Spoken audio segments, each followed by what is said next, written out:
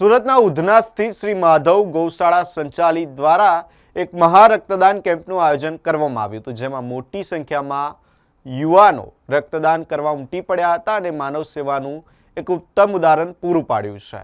ગત વર્ષે 1200 યુનિટથી વધુ રક્ત એકત્રિત કરવામાં આવ્યું, ત્યારે આયોજકો આશા રાખી રહ્યા છે કે આ વર્ષે તે આંકડો પાર થાય અને મોટી સંખ્યામાં યુવાનો આ મહાયજ્ઞમાં ભાગ લે. આયોજકોના જણાવ્યા મુજબ અકસ્માતો અને અન્ય તબીબી જરૂરિયાતોમાં દર્દીને સમયસર લોહી મળી રહે તે હેતુથી આ કાર્યક્રમ યોજવામાં આવ્યો છે. કેમ્પમાં 4 થી 5 મેડિકલ ટીમોની વ્યવસ્થા કરવામાં આવી છે અને દરેક રક્તદાતાને પ્રમાણપત્ર પણ આપવામાં આવે છે. આયોજકોએ યુવાનોને નશાથી દૂર રહી રક્તદાન જેવા સેવાકીય કાર્યક્રમમાં જોડાવાની અપીલ કરી છે. શ્રી માધવ ગૌશાળા સંચાલિતના કાર્યકરો દ્વારા ગૌ સેવા ઉપરાંત વિવિધ સામાજિક સેવાકીય પ્રવૃત્તિઓ પણ સતત કરવામાં આવી રહી છે. શ્રી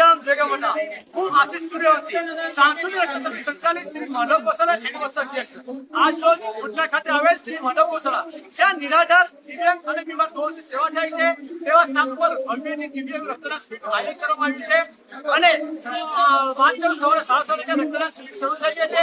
હાલમાં 550 થી વધુ અત્યારે 12:30 સુધીમાં 550 થી વધુ રક્તદાન એકત્રિત થઈ ચૂક્યું છે અને ગત વર્ષે વાત કરું તો ગત વર્ષે 1034 યુનિટ એકત્રિત થઈ છે અને 5 વાગ્યા સુધી રક્તદાન શિબિર ચાલવાનું છે.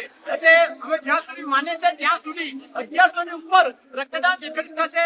સાથે સાથે આજે રક્તદાનમાં એક સંકલ્પ લેવામાં આવ્યો છે એટલે નેત્રદાન કરવું પણ ખૂબ જ જરૂરી છે. આજે તમામ યુવાઓએ નેત્રદાન માટે પણ સંકલ્પ લીધો, સાથે સાથે વ્યસન મુક્તિ માટે પણ સંકલ્પ લીધો છે.